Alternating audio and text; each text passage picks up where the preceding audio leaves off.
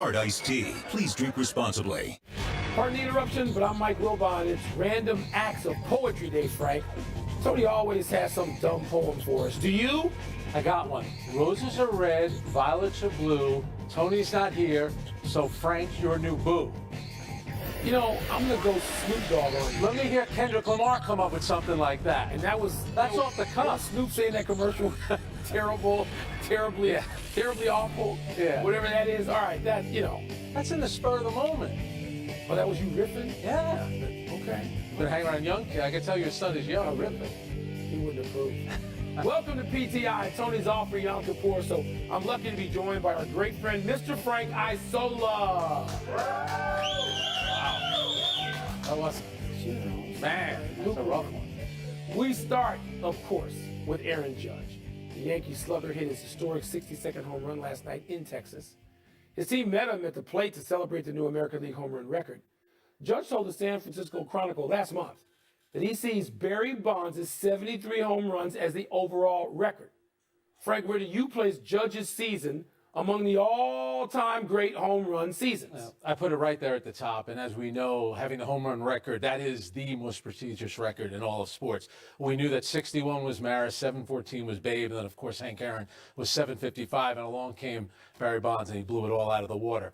But, Aaron Judge doing it in an era, first of all, the pitching, you're facing more relievers, but this was the steroid era. And Barry Bonds, he has a 73. Baseball recognized it, but this is the problem with baseball, and this is what I feel badly for Aaron Judge. I don't feel like it got enough attention. People are even complaining about the cut-ins because nobody really knows what is the record. What he did, it was a lot of pressure on him. He waited till the second to last game of the season to finally get it done.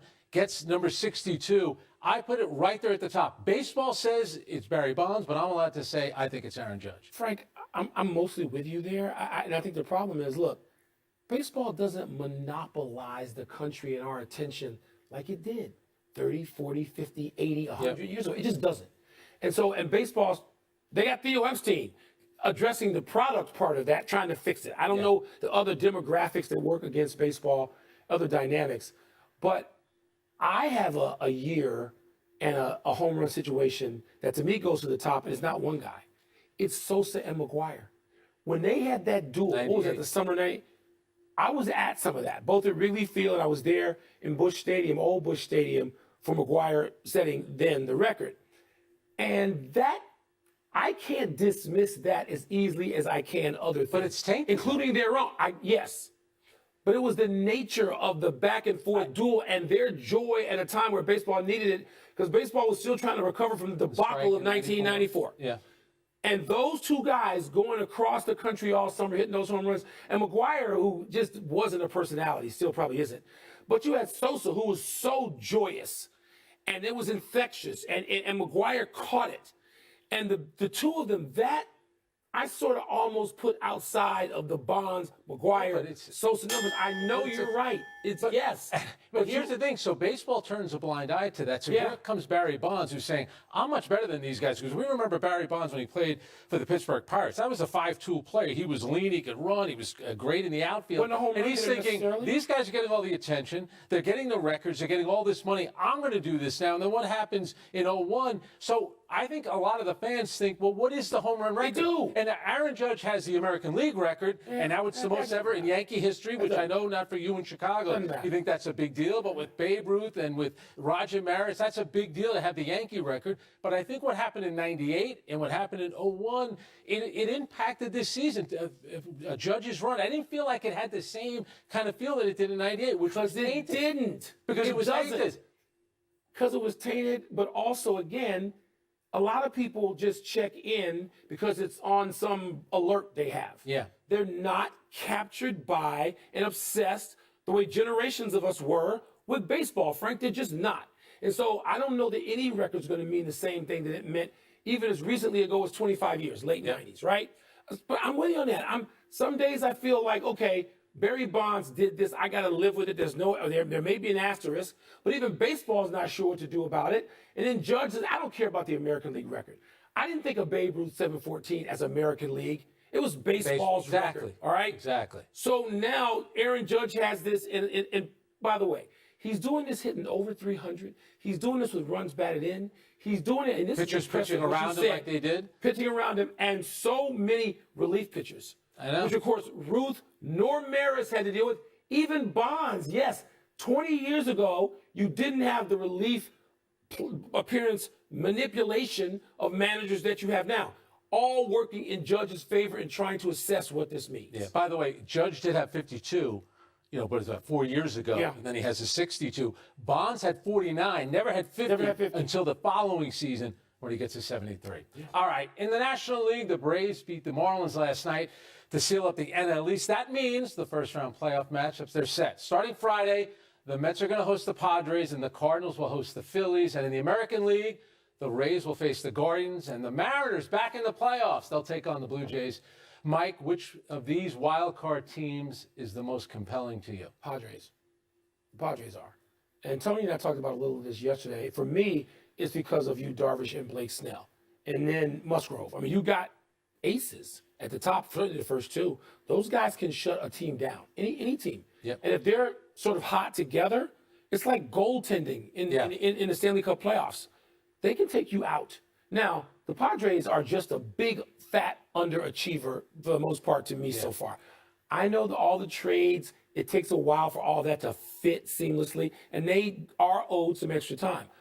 But I'm going to still say going into this, for me, I'm watching them thinking they can pop up and beat anybody. Can they have the talent? Will they? Yeah, and remember now, if the way the format is set up, and I like it better than the one-game wild card that they had. I hated that. Hated it. The higher-seeded team plays all 3 games at home. Okay, so that's one thing. So I feel badly for the Mariners, who are finally back in the playoffs, but they don't get a home playoff game. They only get one if they advance. But the Padres did go 4-2 against the Mets during the regular season. Here's the Mets right now going into today, 100 wins, 4th most in baseball. And guess what? Even if they beat the Padres, they have to face the Dodgers. So losing that 10.5 game lead in the NL East is an absolute killer. And you're right about Yu Darvish. He's likely going to start game 1. He'll be on 6 days rest. And in the month of September, he's 5-1. His ERA is under 2 runs a game. Yeah. So the pitching there is set up. Another name to remember, though, for the Padres. Juan Soto. A guy that you know from a few years ago here in Washington who had a really good playoff run. Fernando Tatis Jr., you're not going to see him. But Juan Soto is a big-time player who's been in these moments. That is a dangerous team in the Mets. This could be an awful matchup for them. Some of that future contract for Juan Soto. Yep. Let's go to last night's matchup of 2 of the NBA's mega prospects. 7'4" Frenchman Victor Wembanyama went beyond billing, scoring 37 points, including 7 threes and only 11 attempts. He blocked 5 shots, Frank. And Scoot Henderson of the G League Ignite had 28 points, 9 assists to lead his team to an actual victory. So how concerned, Frank, should the NBA be about an epidemic of teams tanking to get one of these 2 kids in the next draft? They better be worried about it. By the way, that game will be better than any NBA preseason game. It might be better than some of the NBA regular season games. The tanking, the Utah Jazz have already started, Mike. That began with trading Rudy Gobert and getting rid of Donovan Mitchell. And here's 2 other teams to watch out for because we know their history. The Houston Rockets, who Moses Malone, Ralph Sampson, Akeem Olajuwon, Yao Ming. They have a way of getting these big men high up in the draft. The other team is the San Antonio Spurs. These teams all know. They tanked once, and what did it get them? David Robinson, and then they got Tim Duncan. Yeah. 100% when it should have gone to the Boston Celtics. This is why if I'm the NBA, this is what I'm going to do. Final 15 games of the season for non-playoff teams. Whoever has the best record, they have the best chance of getting the number 1 pick. You love these policies. What do you mean? Because in this way, the teams that are fighting to get into the playoffs still have to play hard. No tanking's going on in the final 15 games. I don't think there's going to be tanking. Except really is. A couple of teams, Frank, but the odds is not. It's 14%. Yeah. So there's a risk. Teams are trying to make the playoffs, which is why you see teams like Cleveland bubble up, like New Orleans bubble up. Those are teams. Look, yes, there's an Orlando out there. Houston seems ready to tank multiple years. I'm going to give you that. I'm not even arguing that against you. But what I'm saying is more of these teams want to get to the playoffs or at least to play in because there's value to that. There's value to getting the young players you already have, Detroit, into the playoffs. And I don't think Detroit will make it this year, but there's value in trying to do that because that's where you start. That's where your real evolution as a team begins, not the lottery. All right, explain to me then, why is Danny Ainge 2 years ago best record in the Western Conference? Yeah. He traded away those two players, DeJounte Murray, gone. The San Antonio Spurs, Danny Ainge, you have Oklahoma City with Sam Presti. They're thinking about that guy that played last night. Giannis Antetokounmpo. Did anybody know he was great in the tank for him? And people didn't think that. Kawhi Leonard. They didn't know? 100%. Okay, so but that doesn't mean they're not trying to get him, though. get him later. All right. Get him later. We'll see. Free agency. It all comes around. Good game. Time to dig into some NFL defenses with our great friend from NFL Primetime and Monday Night Countdown, Mr. Booger McFarland. Booger, we appreciate having you. Going to jump right in with Jalen Hurts and Nick Sirianni and the Eagles, who are getting most of the lion's share of the attention for the 4-0 start in Philadelphia. But when you see that team, what are you seeing? And I'm presuming you're starting with their defense, not the quarterback and the coach. Yeah, they play really good complementary football, Mike. I mean, before we get to the defense, the offensive line is the best offensive line in football. So, I mean, Jalen Hurts is getting so much time to throw, but their defense is really, really underrated. First of all, they got the best defensive line in football. They're leading the NFL in sacks. And it's led by a defensive front that they kind of put together a lot of guys when you look at Sweat and Fletcher Cox and some of the guys that they have inside. But it all starts on the outside with their two cornerbacks, Bradbury and Slay. Two of the better cornerbacks in the league, maybe the number one tandem. So when you put all that together, Mike, an offensive line that's really, really good, a defensive line, a secondary, there's no wonder they're 4-0. And right now, they're the best team in football. And, oh, by the way, Jalen Hurts is in the MVP conversation. Yes. So they're doing an outstanding job in Philly right now. All right, a little different story in Detroit, Booger. The Lions defense, they're on pace to give up the most points in NFL history. Their head coach, Dan Campbell, says one issue is that the defense lacks confidence. They probably lack a lot of tackling as well. You know, confidence, that's something you can fix with an attitude adjustment? Listen, attitude adjustment, confidence, you can't stop anybody. So how are you going to have confidence if you can't stop anybody? It's kind of like Shaquille O'Neal saying, hey, Shaq, do you have confidence you can make free throws? Well, guess what? If Shaq is shooting 50%, I wouldn't have any confidence either. So I get it. Right now, it looks bleak and grim, but I know the defensive coordinator there, and his name is Aaron Glenn. He's a good friend of mine. I do think that he's built the right way. I think he understands how that this is a marathon and not a sprint. And although they haven't gotten off to a good start, it's tedious repetition of the simplest movement week in and week out. Because guess what? It can't get any worse. They're the worst defense in football right now.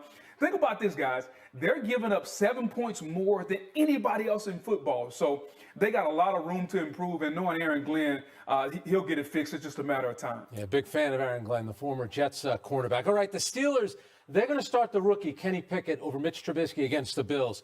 From a defensive perspective, would you rather face the rookie or the vet, a former teammate who presumably knows the defense? I'd rather face the guy that doesn't know what he doesn't know, and that's the rookie. And you know, regardless of what you think about Mitch Trubisky, he's a guy that's got, 25, 30 starts under his belt. So the pressure will not mount against him. He won't be as nervous as, say, a rookie will be. Kenny Pickett making his first start against that defense. And although it's a defense that's relatively simple, Frank, when you talk about the Buffalo Bills and Leslie Frazier and that defense led by Sean McDermott and that crew, it's complex because of how they play it and the ferociousness and the tenacity and the details that they play with. But yeah, I want a rookie because a rookie, I don't care how, where he was picked or how good he is. When you make your first start in the NFL, I promise you, somebody better have some toilet tissue on the sideline because there'll be a little something they need to wipe up in the back of his pants because that's just how it goes in this league. I promise you that. I love that. All right, before we let you go, see, if Tony was here, he wanted to ask you about quarterbacks. We're not doing that. I like having defensive talk go on. I want to wrap up with this, Booger. Yes. 49ers, Cowboys, or Bills, or you can have a write-in candidate. Who's got the best defense right now and why? Wow. I would say it's the 49ers, and I'm going to give you a lot of reasons, but it all starts up front. And I know that's a cliche. You hear it over and over. They're giving up the fewest points in the league. DeMeco Ryans, I think, is going to be a way too early right now head coaching candidate for next year. Their defensive line is absolutely dominant. They have 6 or 7 guys that they can go to. They got 2 really good linebackers, Fred Warner and Greenlaw at the second level. Their cornerbacks are playing outstanding. It's a total team effort, and I just love the way they play. See, defense is built about effort and detail. It's not as much about talent. Now, talent helps, but if you give me 11 guys that play with maximum effort, that are going to cover for their teammates, they're going to make sure that they do the little fundamental details right, I'll give you a defense that's going to be really, really good. And oh, by the way, when you add in talent, Nick Bosa is playing as good as anybody in football. That includes Aaron Donald or anyone. I think you see why this defense right now is giving up the fewest points in the league, and they're one of the better defenses in the National Football League. By the way, a quick PS. Jalen Ramsey got just trucked by Deebo Samuel the other night. What are Jalen Ramsey, given he thinks he's invincible, it seems most years, what are his teammates saying to him this week, or do you just leave him alone? I'm going to give you a look, not words. This is exactly how his teammates are looking at him. Side eye. That's how Mike looks at me a lot. 2 doses. Booger, thanks, man. We appreciate having you. Thanks, Booger. Side eye. Anytime, man. Y'all have a good one. Let's take one last break, but still to come. Time to get happy, people. Happy 50th birthday, Grant Hill. Grant, you can't turn 50. Florida Marlins were up 7-6 from the Giants and just 1 out away from advancing to the NLCS when Jeffrey Hammond singled to left. JT Snow came around third to tie the game. Jeff Conine threw a one-hopper to the plate.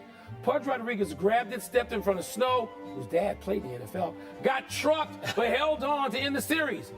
Pudge holding the ball for everybody to see was one of a handful of memorable moments from that Marlins World Series run, perhaps the most infamous of which involved Wrigley Field, the fan, but we don't talk about that. That is a great ending to a playoff game. Remember, though, that was the same year the Red Sox and the Cubs were 2003. this close to playing each other. Then Aaron Boone. I can't. And your Cubs fell apart. And the Marlins ended up winning. Remember Josh Beck at Game 6? I'm going to get emotional. I was at that game, buddy. Happy trails to a combined no-note for the Astros.